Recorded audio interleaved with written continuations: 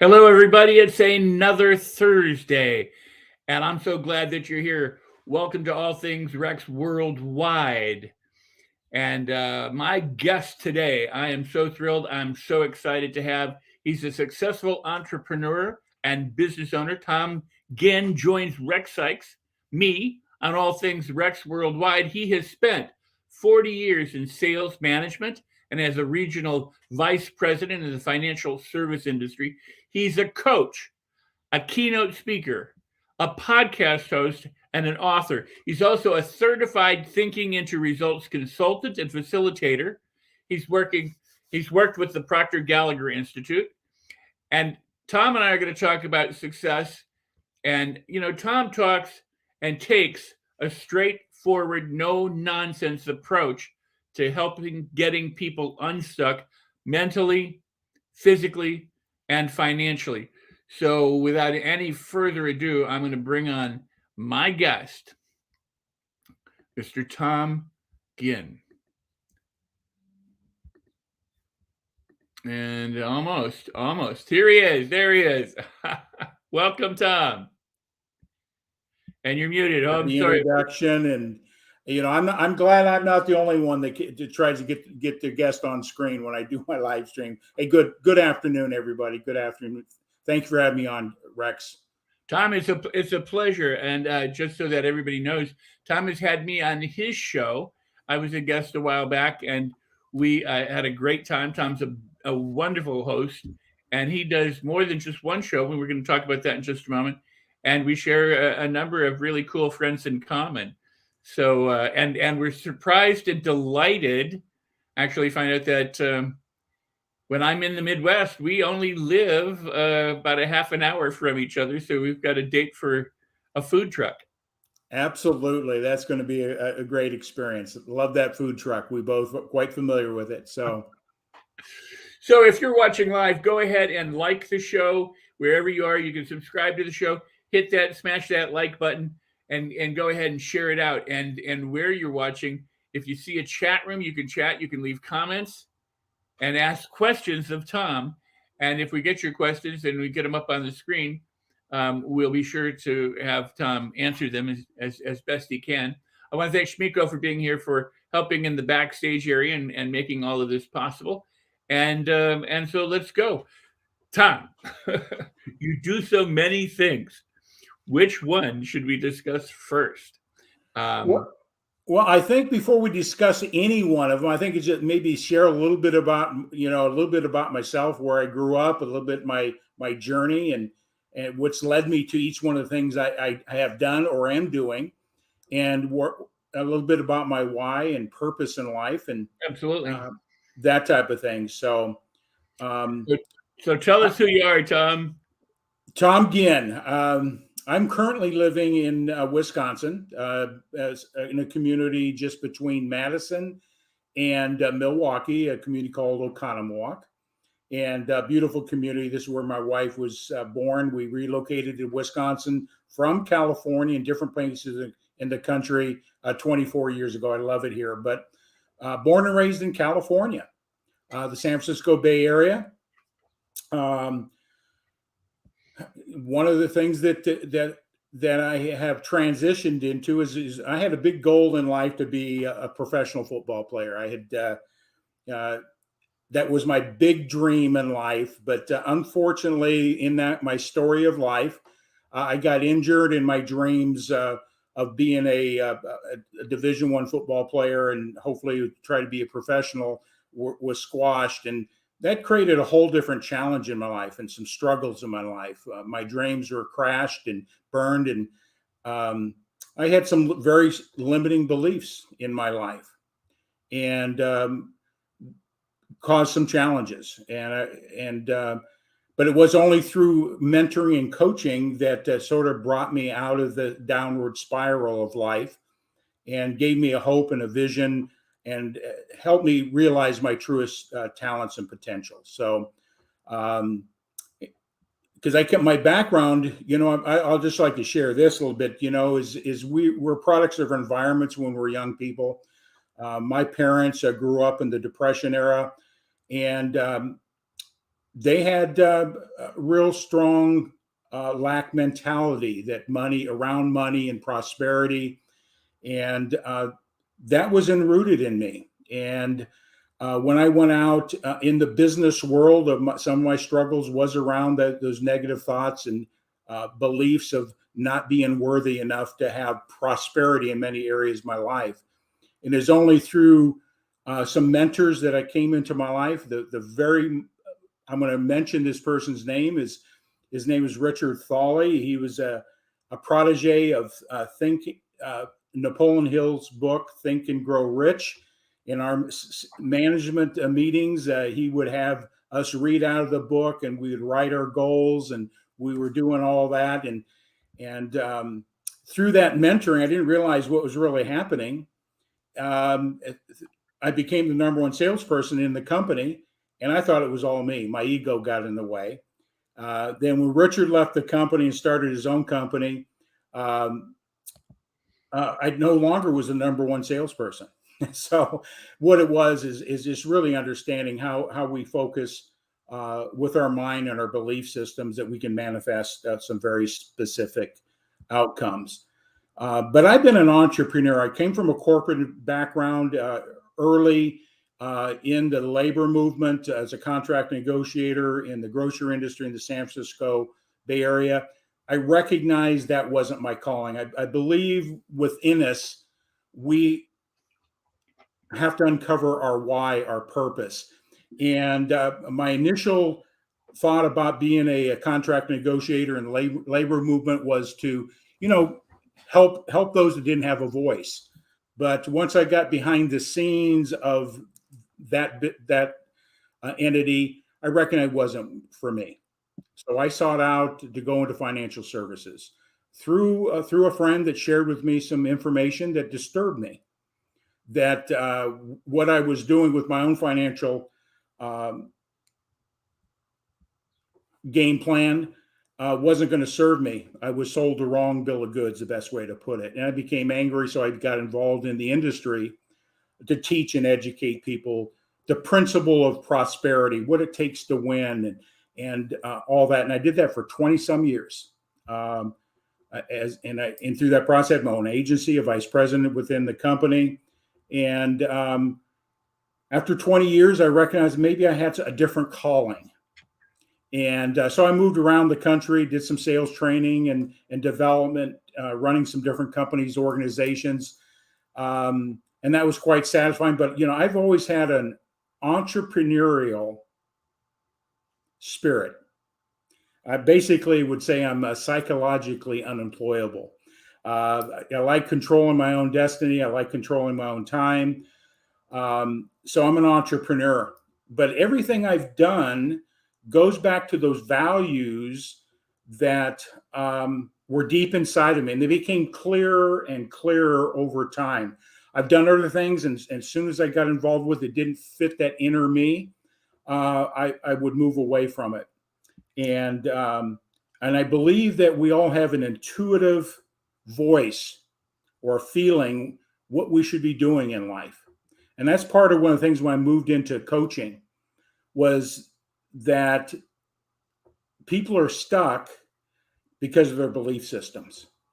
I'm a certified financial coach under Dave Ramsey, and Dave used to tell us that, 20% of success winning with money is knowledge. And I think you can take these same numbers and apply it in anything that we do, and 80% is behavior.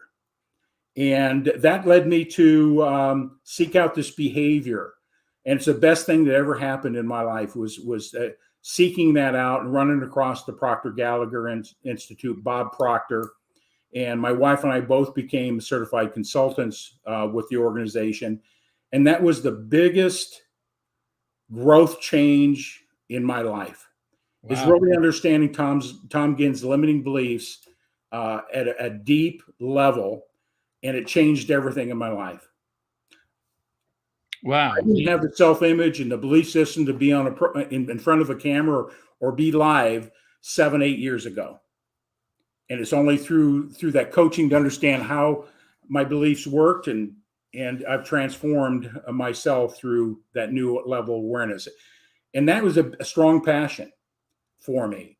And I want to share that with other people. Everything I've done is to help people improve their lives. And so I moved into that industry through the personal development, from the coaching industry, the financial side. From my whole tagline was behavior before numbers, and worked on behaviors before we talk about the numbers. What's your belief systems? What's your relationship with money? And that was the code that I was able to crack and help countless number of people to shift their beliefs about winning. And then go ahead, Rex. No, finish what you were going to say, and then I got a question for you. Sure. So, it's all about understanding our belief systems, and that made a big difference in how I approach coaching, is helping people better understand their relationship with the challenges they have. Awesome. Well, you are really good at what you do. But I want to take you back a little bit. You talked about your hopes and your dreams being dashed, to be a professional athlete, and that you got coaching and mentoring that helped see you through. And of course, had to confront some limiting beliefs. Do you think you would have had you not gone the route that you had? Do you think you'd have discovered what you now know had you not maybe had that loss of a dream and the sought out coaches and mentors? So if I understand that, I don't believe I would be where I am without coaches and mentoring. It's things lined for a reason, I believe. And I was struggling, and people recognized, they saw some talent in me that I didn't believe I had. And I think that's important.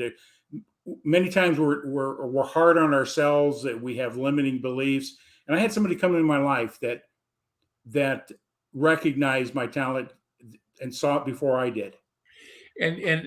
But you had to be aware enough to pay attention to what they were saying, because some of us get mentors and coaches come into our lives and we go, yeah, whatever, and don't do anything about it.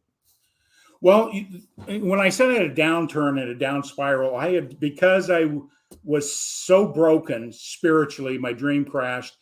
I went down a path of drugs and that behavior.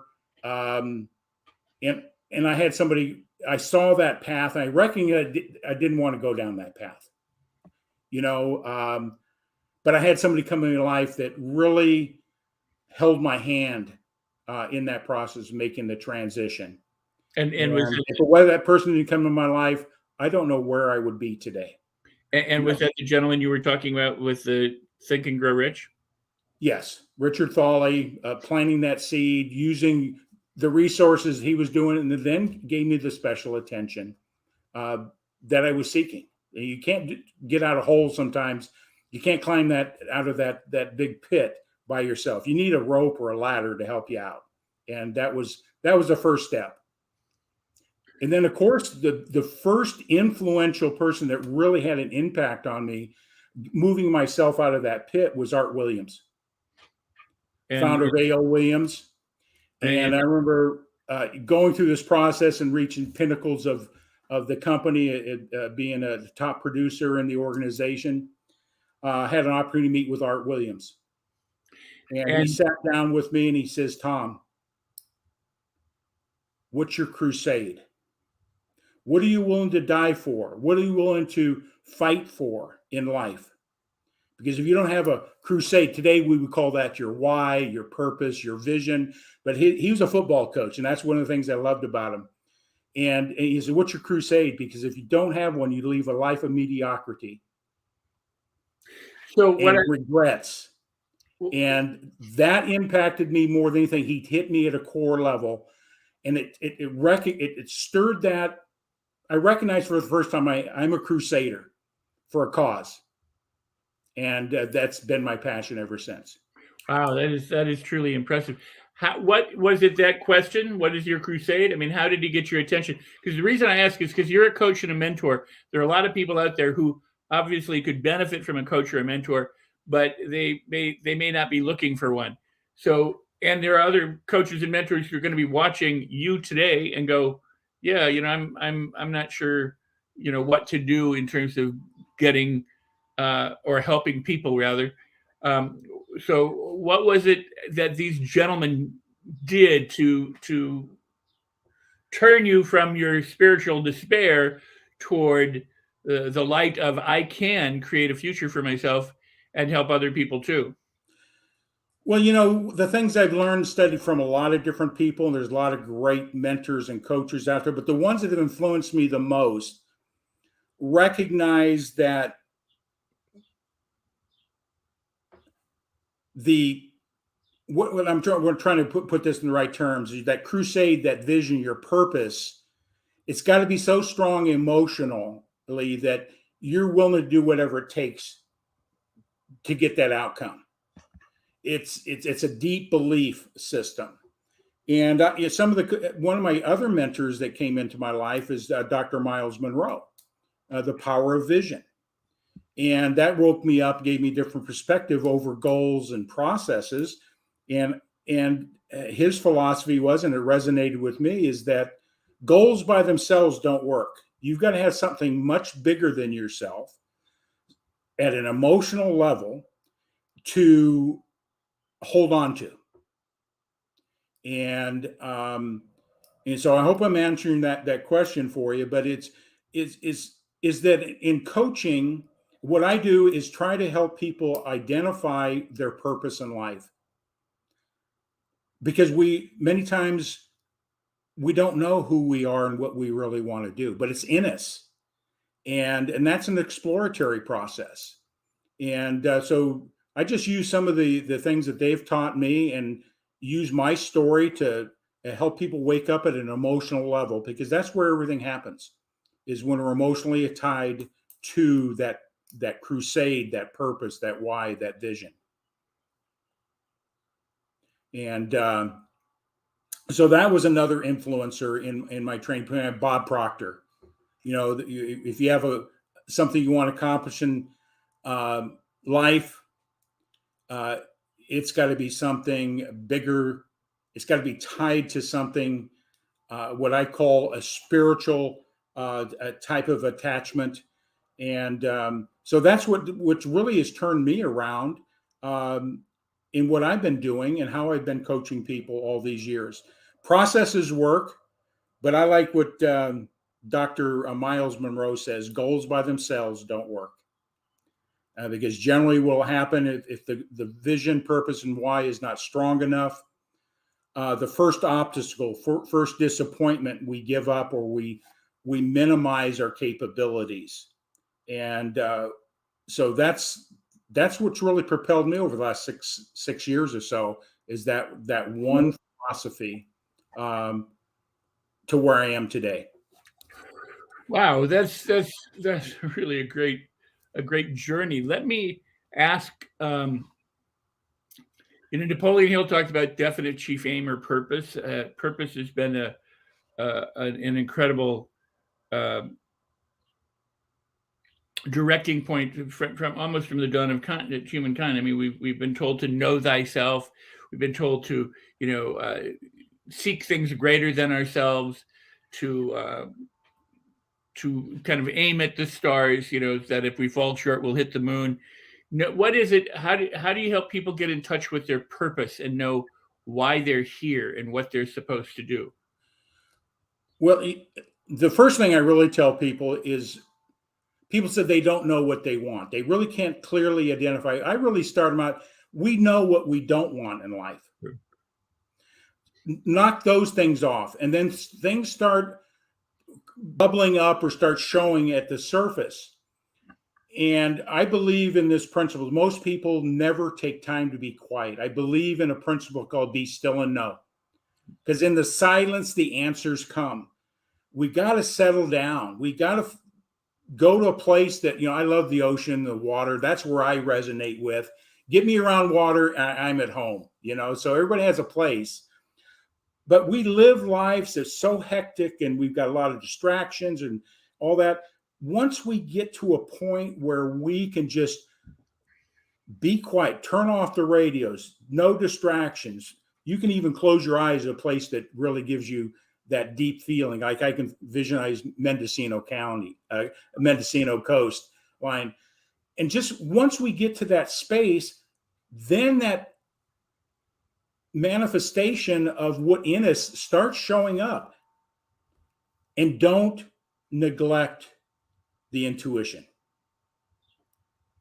Too many times, I believe our intuition is speaking to us all the time, but we're not in a place to hear it. You got to be still.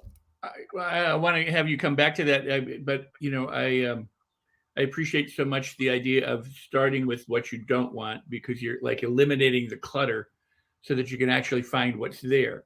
And the be still and know, because there's so much noise oftentimes that until you quiet down, remove the clutter, let it all go, a person's not able to necessarily pay attention to that still small voice.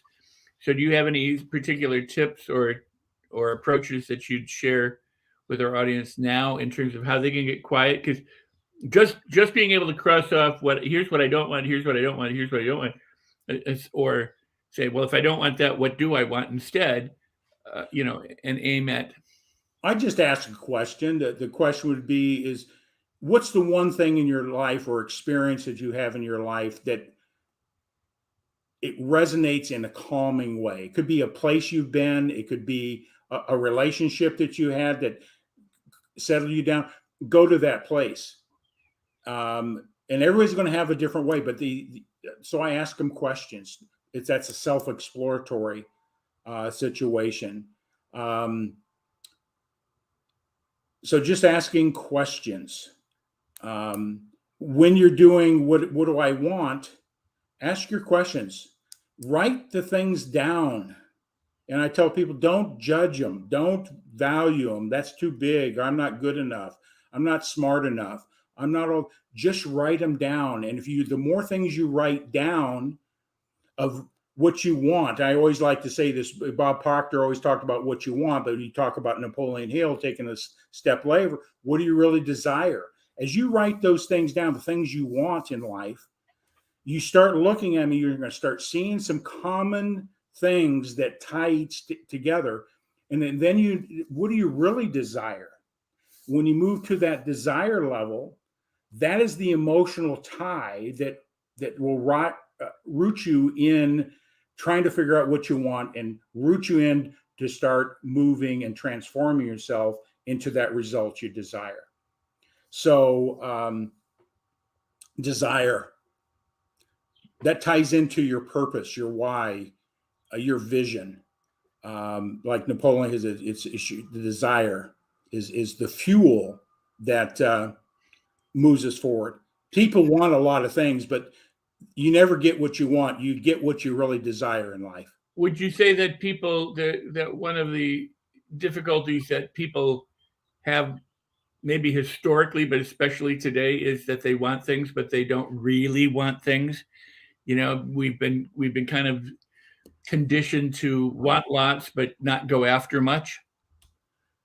We've been culturally programmed, the best way to put it, from our culture, how we were brought up, what our expectations, how we form that generationally. We can look in life and we see generationally belief systems that we have. And then our culture dictates a lot of what we think they're telling us we should have. What will make you happy? Everybody's seeking happiness, but I believe happiness is something you can create instantaneously.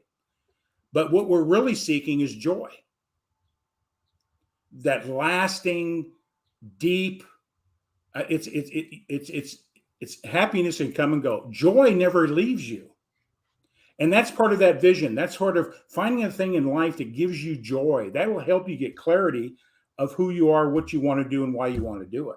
Well, that's beautiful. That is truly beautiful. Thank you. I like that. And I agree.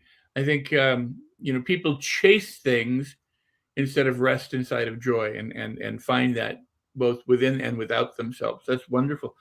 We're going to have to take a break in just about 5 minutes. But before that, let's again now talk a little bit, and feel free to describe how you got there. But, you have a number of programs that you do. You have a program called Elevate Your Profits. You've got a program called G-Force and Own Your Own Health.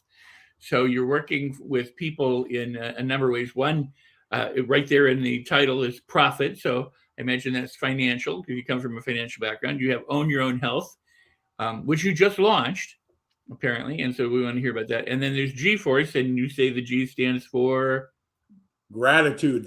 Yes. I think that's my starting point to keep me in a place where life is not distracting me.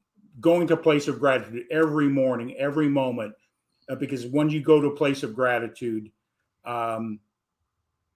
it gives you a better perspective, no matter what the challenges are, because we can be grateful for this very moment. I believe this moment's the most important moment of my life, and it dictates everything that's going to happen in the future.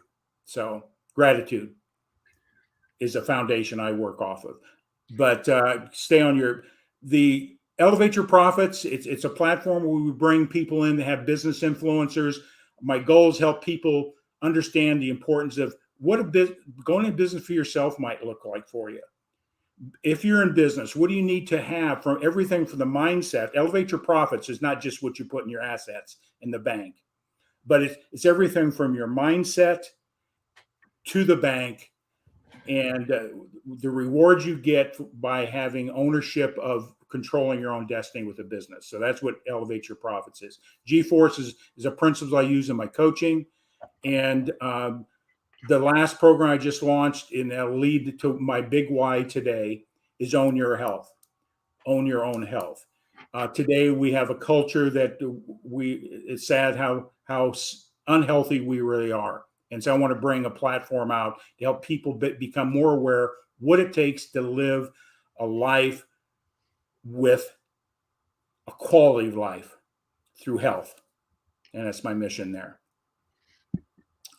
So let's talk a little bit about each of these, and we'll come back to them after the break. But G-Force is the gratitude force. Yeah, G for gratitude. But you have a podcast as well. Yes. Can you share how people can find the podcast? Well, that through my LinkedIn channel or my Facebook channel, they can find those previous recordings. I do them every Wednesday and Friday at noon Central Time. And so I bring guests in, I announce who those guests are coming in, encourage people to tag and share, and that's how you can find me. And that's the show that I was on, G-Force? Exactly. Right. And we share a good friend who's also been on, I mean, maybe many, but I mean, one is Ben Gay the third.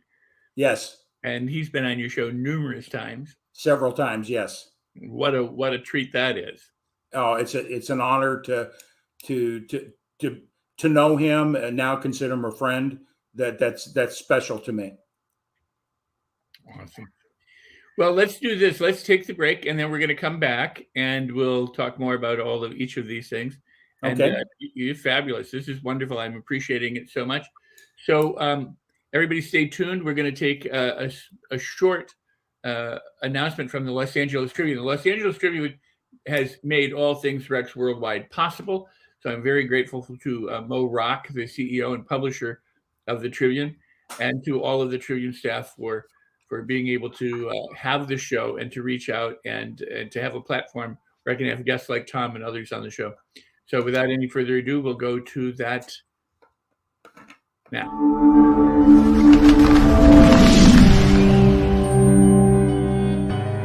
Welcome to the Los Angeles Tribune page. Here you will find original news programming, exclusive digital events, and shows that are directly from the community. At the Los Angeles Tribune, we believe in giving a voice to the voiceless. We are proud to be the only national brand to empower everyday people to make a difference. Since 1886, our reputation has been built on truth and responsibility. Thank you for watching and making a difference. For general inquiries, contact today. Thank you on behalf of the Los Angeles Tribune team.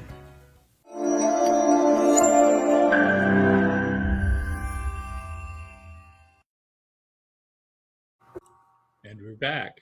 All right. So what do you think it is about gratitude that is so transformative for people, and how should they, if they don't already practice gratitude, how should they begin to implement some of it? Well, it's like anything else. Many times people don't really understand how deep gratitude is in how we operate. And I just encourage people just to take some time when they wake up in the morning and be grateful they have another day. And start with that and make a list of the things that you're really grateful for. And one of the things that I've read out of a book that I use and teach out of is Gratitude Works by Robert A. Emmons. And many times people will just say, I'm grateful.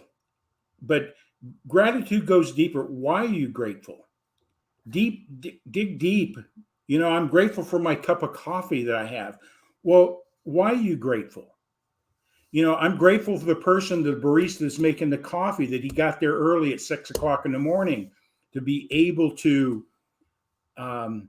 serve me a good cup of coffee. I'm grateful that there's somebody growing coffee beans in Colombia.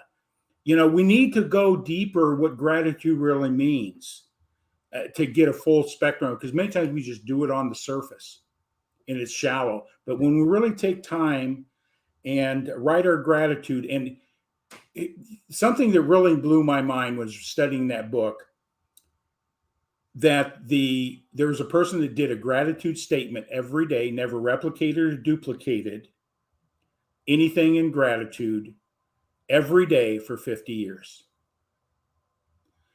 See, a lot of people don't realize that we have infinite supply of things we can be grateful for. The air we're breathing, the water we're drinking, the friends we have. Why do we enjoy that person? What's the gratitude? Even those people that have harmed us one way or another, we still can be grateful for having in our life, for learning. So we can take the negative and turn it into a positive with gratitude. We can have a loss and go to gratitude. We may have lost a loved one or a parent.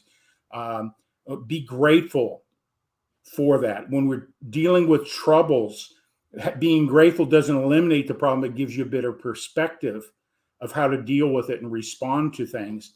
And looking for the good in all things through gratitude is a powerful principle. Well, I appreciate that. And Napoleon Hill pointed out, as have countless thousands, literally thousands of others, that it is the feeling that is important. It's not just the rote repetition of something to say, I'm grateful for coffee. But if you feel grateful for coffee, that's a significant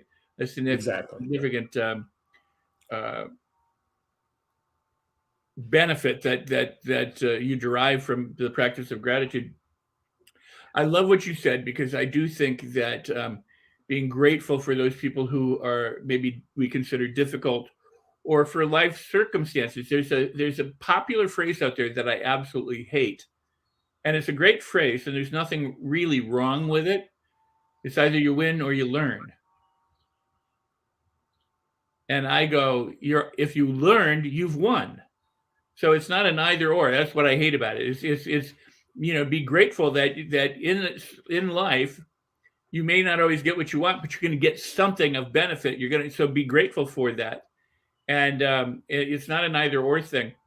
There is a biblical verse, whether people believe in the Bible or not. This is rejoice. This is the day the Lord has made. Be glad and rejoice in it. Yes. And I mean, they're not saying it's not saying just by give lip service to the things, to rejoice, but to actually rejoice, to feel the joy that you mentioned earlier, to be joyful, to give thanksgiving, and to live your life that way is transformative. It may not transform the circumstances, but it will transform how you go through the circumstances. So yeah, I think gratitude, I call it, opens the gateway to these doors. Peace. When you go to a state of gratitude, it can eliminate the anxiety, the frustration, the hurt, all the challenges you're going to. It opens the door of peace. It brings us to a different level. When we move to a level of peace, we can then move to a level of joy. And then when we get into that state, now that opens, I call the next gateway, the space of love. and the infinite. So I think that gratitude this is how my perspective, how I use it. And it does allow me to take whatever's going on in my life, deal with it in a different way. And I just encourage people to really study what gratitude is. Well, that's very, very encouraging and very, very wonderfully said. I appreciate that. So to live with gratitude and to discover the peace, discover the joy, and then ultimately the love, is beautiful. It can uplift the person both mentally, emotionally, spiritually, and even physically. Yes. And yet you also have just now recently launched a program on owning your own health. And my question for you is do you also include these kind of principles in owning your own health? Absolutely. If you really want to get into health topic, I won't get into a lot of elements of that, but I think in life, everything, how we think about things determines the outcome. If we're thinking negatively about health, we're not going to be healthy. So I believe, just using being grateful. I'm grateful for where I am today. I'm grateful I'm alive. I'm grateful for the amount of health I have. Now I can improve things, but it puts things in perspective. So yeah, I use these principles applying in anything that you do, whether it be in a business, whether it be your finances, whether it be in your health. So earlier I asked you, like, how do you help a person who's not aware that they need a coach or a mentor to recognize that they could have benefit by developing that relationship in the same way? How do you, because a lot of people seem to suffer from what Bob would have called stinking thinking, but they don't know that that's their problem, because they're so close to it. It's kind of like a fish doesn't know they're in water kind of thing, I guess. How do you help a person recognize that they need to change their thinking, develop gratitude, and that they can experience greater health in all areas?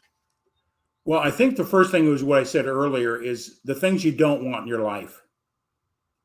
And, or ask them a question.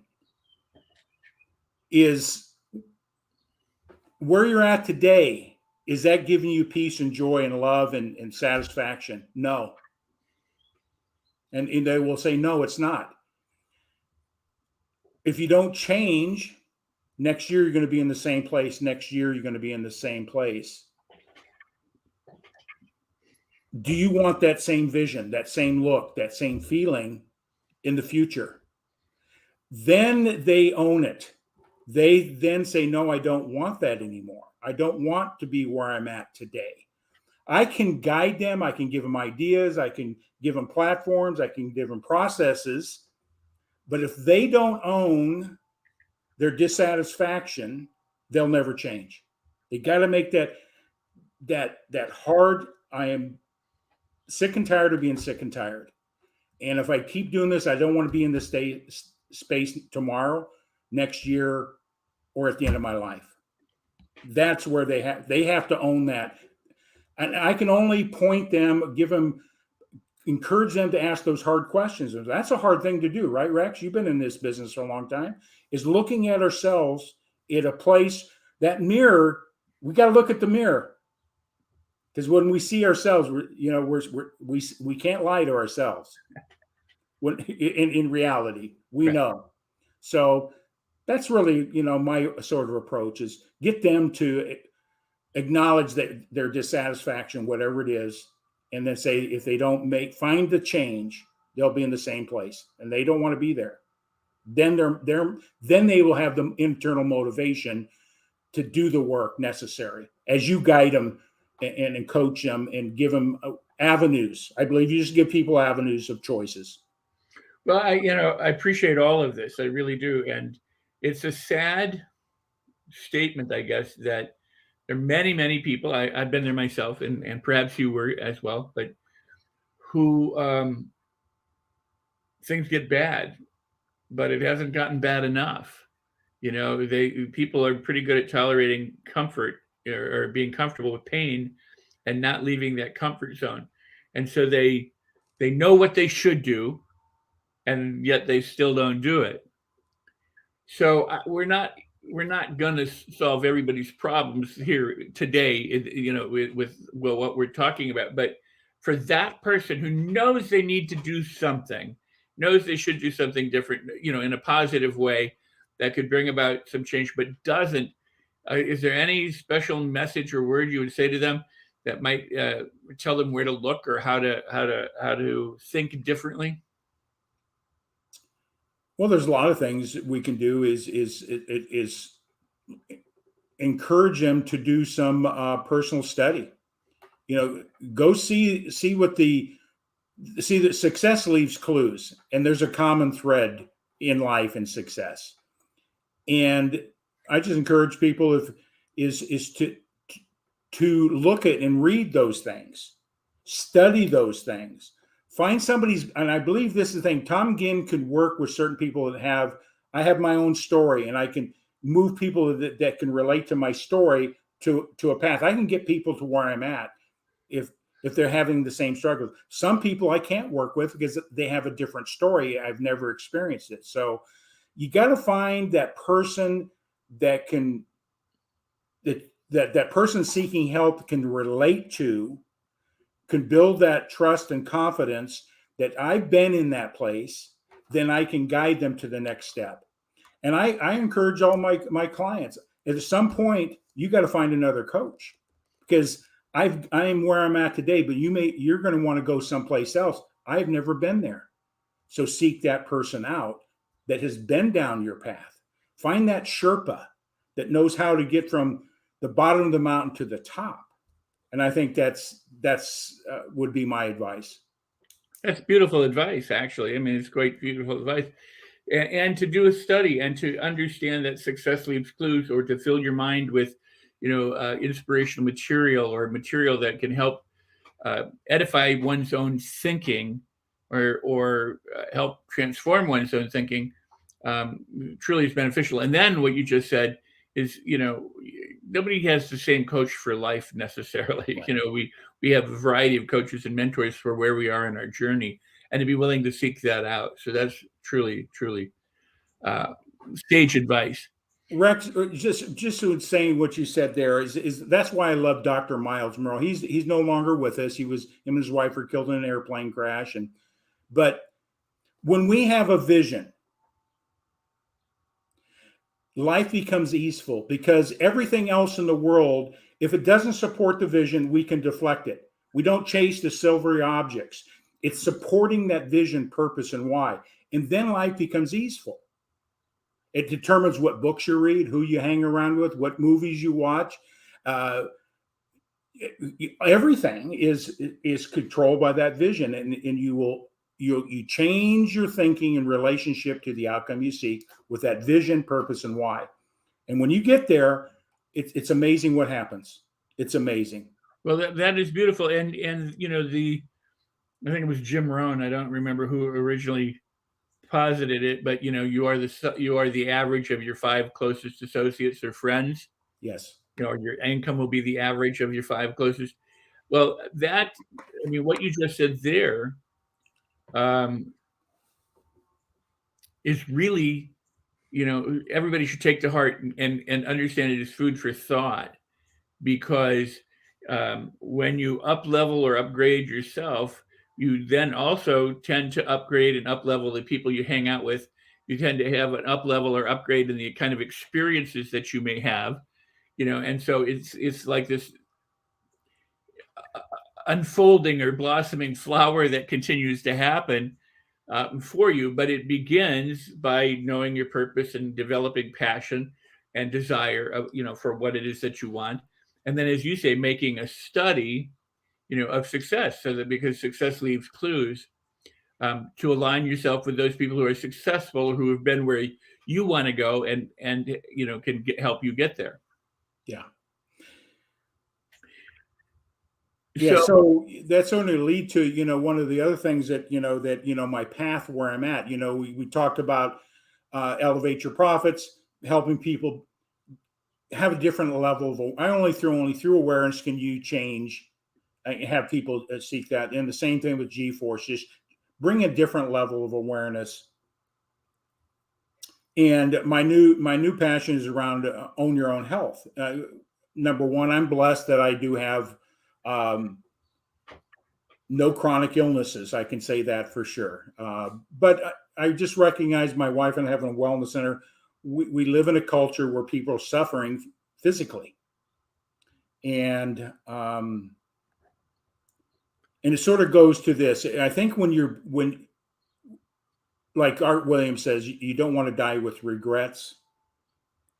I was exposed here recently to a technology in a company that has a breakthrough technology is actually helping people's lives at a cellular level, at a deep thing. So I was exposed to the company. I started using the product.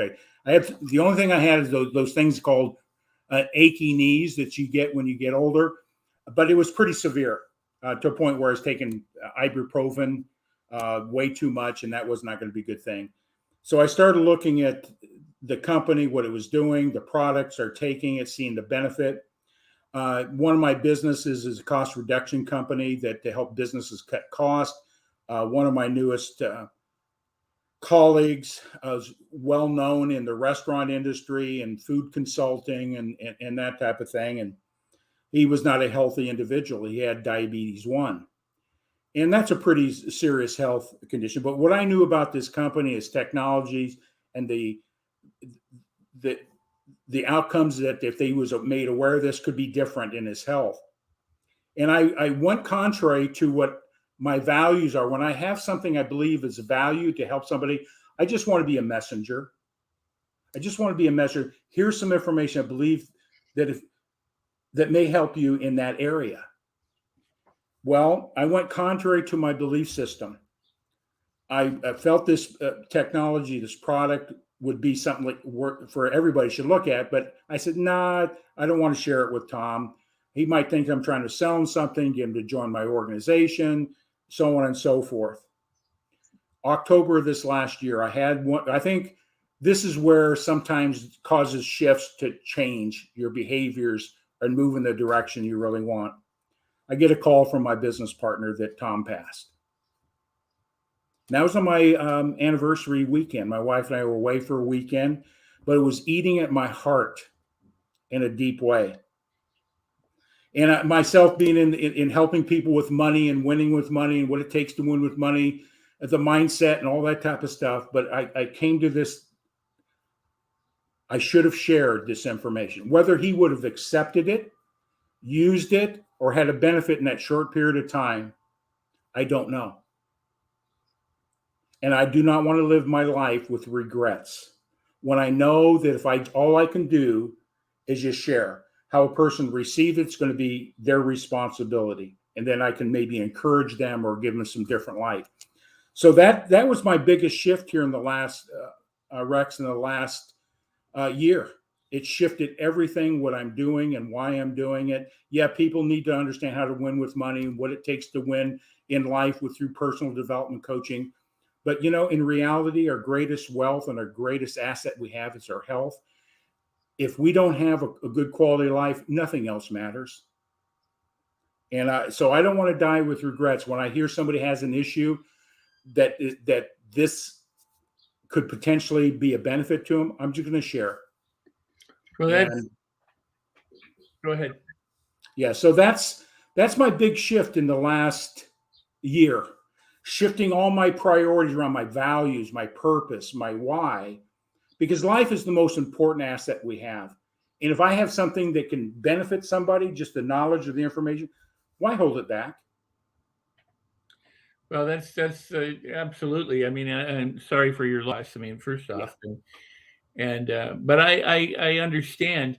The saying "youth is wasted on the young" is apropos. When we're young, we tend to think, we can accomplish and do anything or do nothing and still be happy or violate our body in so many different ways. It's only as we get older, in many cases, not all cases, but in many cases where people get older and they start feeling a little bit different, that they say, you know what, I need to do something in order to remain healthy.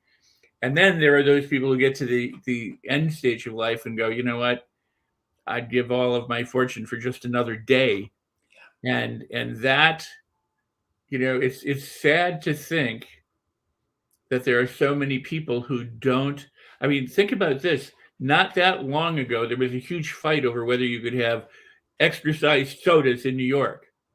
Yes. Don't tell me because they didn't want the government taking away my right to have bad stuff. I mean, and anybody can fall down on either side of that, whether it's the personal liberty to drink a bad thing or the government's place. And that's beside the point. The issue that I think is greater is the fact that people wanted to put not really good stuff into their body, knowing that this not really good stuff can have a debilitating effect on the body.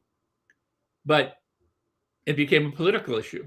And yet people do this every day. I mean, people have smoked and drank and do drugs and eat bad and eat, fast food and take all sorts of, things, and then hit the over-the-counter medicines and everything else to try and feel a little bit better, or to placate the pains and woes that the body experiences, instead of just going, let's get healthy here. Yeah, it comes back to a lot of things we talked about, our behaviors, our belief systems, and habits we form. Have been culturally programmed, and won't get into all the politics and the industrial sabotage that goes around with that. But I think if you really ask people, if they're hurting physically, what do you really want? What would you willing to do to stop that discomfort or pain? And it's only through awareness.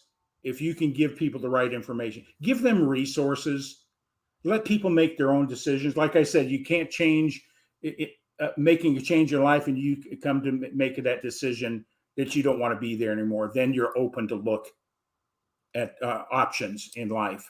So same thing in health. How do I believe? Why do I believe that? Why do I eat what I eat? Am I eating really healthy? All the things that we go, it's only through somebody that, like I did an interview on Tuesday with a wonderful woman that beat I can't make these terms out here in public, but beat a condition that no one wants to have in their life. And she was going to they wanted to do the surgery and the chemo and the radiation and all that. She elected to look at options, did her research, and she went through changing her diet vegan. She no longer had that condition. So it's just through awareness, and there's so many options out there, and we got to take control of our lives. And I think in every aspect we own it. Let us take it. Who's dictating the quality of life that we want? Who's dictating that? Am I, or the forces around us? That's a great thing for people to ponder. I also, I don't know who first posited it. I mean, I know it goes back centuries, but the idea being to treat food as medicine. Exactly. And most people eat for pleasure. They eat for taste. They eat because, I mean, I never thought I liked sweets. If people said sweets, I go, nah, I don't know. And yet every now and then I'm like going, wow, I could really go for a donut here, or I could really do something. And so it's an interesting thing, because, and I don't want to step on people's, enjoyment of a donut now and then, but the point is that is not scientifically eating, to just say, well, I'm going to go out and buy a dozen donuts and sit down over the next 3 days and eat 2 a day or something, just to get that fixed. There's so much that we can do as people. We can improve our thinking and our feeling. We can take care of our health by exercising and doing the things that are right, and understanding how to to eat correctly and sleep correctly, get the right amount of exercise. But it is what I love about your approach is it's right there. I mean, if anybody looks at it, it's gratitude, it's finances, and it's health. So it's kind of like mind, body, pocketbook, and spirit. It's all right there with what you do. Yeah. And but when I tie that all together, that's my purpose, my why. It goes way back when I was trying to find it, and everything I've done, the things that I stuck with those things that filled up. Sometimes I didn't even know why I was doing it. until later in life. The things that didn't resonate with me, I didn't hold on to them, no matter how much money I made. That's why I left a $250,000 a year career, because it didn't resonate with my core values. And I walked away from it. So everything I've done is filled this thing that was inside of me all the time. And I think that's what people should really evaluate and align themselves in every aspect of their life as they can to that value. Oh, that's beautiful. Well, you were at that time where we're going to have to say goodbye. So I want to make sure that you have the closing words and to be able to, one, tell people how to reach you. And there is your book. They can go to bit.ly/Tom Ginn book. It's scrolling across the bottom. And again, I encourage everybody to share the show, to contact Tom, to leave comments after the show, wherever it is, and to push it out so other people can benefit. But for the closing words, Tom, what say you? One thing real quick, that book is really a book I wrote when I was in the financial service industry, how debt robs your wealth building strategies. But it talks about my story and how I pulled myself out financially to become financially independent. But closing here, in life, know your why. Go to the intuitive, listen, get clear on a vision. Life becomes easeful when that. And make a commitment to yourself. You want to live your life to the fullest with being grateful for this moment. And you don't want to leave the physical presence, physical life with regrets. And you own that. You have a choice. And just do the work, because it takes work.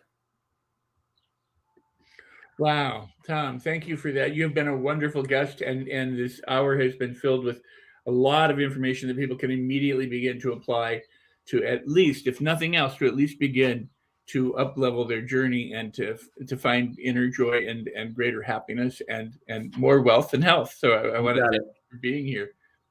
You and I are going to have a burrito sometime, a healthy burrito, but you and I are going to have a burrito one of these days. We can indulge once in a while. So, but thank you so much. And again, you can get Tom's book. And if they can scroll for a moment while we're going out, Tom's website or LinkedIn, so that they know how to get in touch with Tom. I want to say so long, and I'm going to close out the show. But I really appreciate you being here, and I look forward to seeing you in person in the future. Absolutely. Soon, and I'll be with you in just a moment. So thank you so much. Thank you. So yeah, go ahead. There's his LinkedIn profile page. You're going to have to copy it down so you can, by the way, this is in replay. All these live streams go into replay. So be sure to share, be sure to copy it down, take a screenshot or something, when it's there, and so that you have it for you. Really appreciate you being here, watching the show, commenting, and sharing the show with others. It's been my pleasure, as it always is. I want to tell you about my book. My book is Life on Your Terms. Get the life, create the life that you want. And I really recommend that you get this book. And the reason why I do is because not only is it a powerful, life-changing book that I'm very pleased that you wrote, and people are using it to transform their lives. Remember, books don't change you, but when you apply what you read, that changes you. So that's the key. But when you get that book, and right there it tells you, you go to rexsikes.com/book. I'm going to gift you a bonus training. It's valued at $497. It's called The Mastery Loop. It's on how you master your mindset, your feelings, your behaviors, and your life in general, and how you live happier and healthier and wealthier in all regards. So you take your receipt code from the hardcover or softcover book that you get at Amazon, and you go to that website, rexsikes.com/book, as it scrolls by, and you put in your receipt code. Just follow the instructions. You'll have access to an online training. It's my gift to you, for one, for getting the book and for being invested in making personal changes or professional changes, for that matter, in your own life. So get the book, get the training.